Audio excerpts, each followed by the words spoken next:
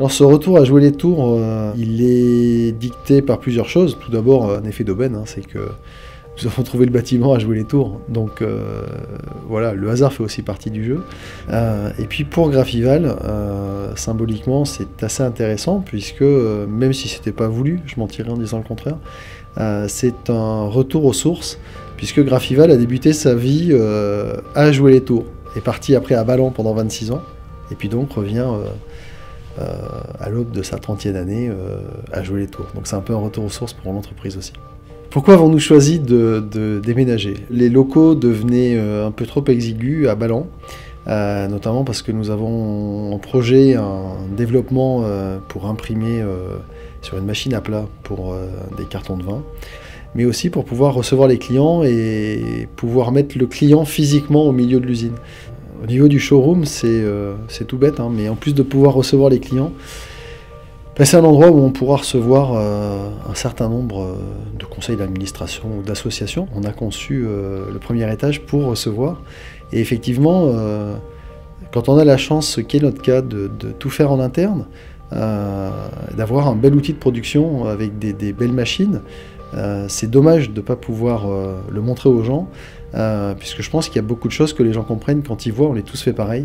Là, de voir la taille des machines qu'il faut pour fabriquer, je pense que ça ne peut qu'aider les gens à comprendre notre métier.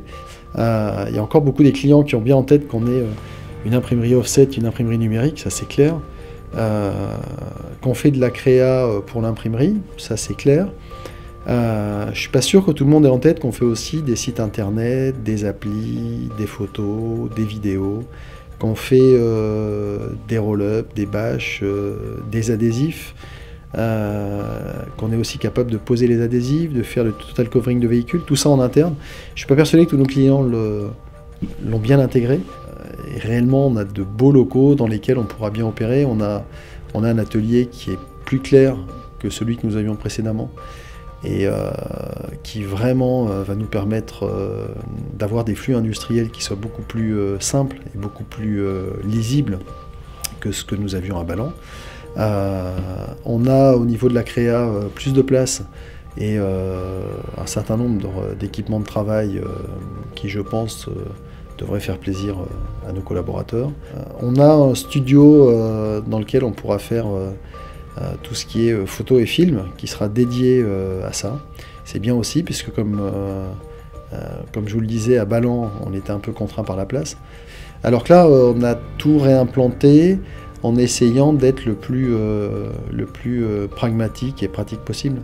Et je pense, quand on voit le rendu, qu'on peut légitimement être fier du travail qui a été réalisé par tous. Déménager une machine de la taille de la Komori est toujours un moment un peu anxiogène, puisque c'est une machine qui fait plus de 50 tonnes et que unitairement chaque bloc fait plus de 15 tonnes. Donc oui, j'avoue avoir eu des pointes de stress en me disant si jamais il y a un bloc qui tombe, tout de suite la fête est moins drôle.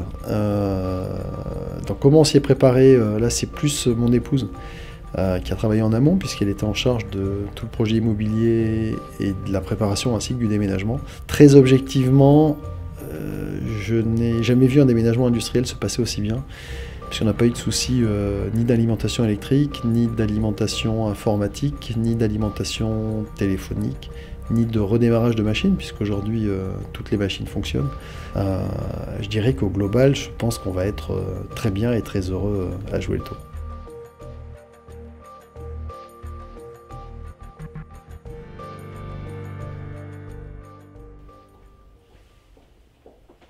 Ah, Clément, vous tombez bien, j'arrive pas à retrouver internet, vous savez pas dans quel carton je l'ai mis?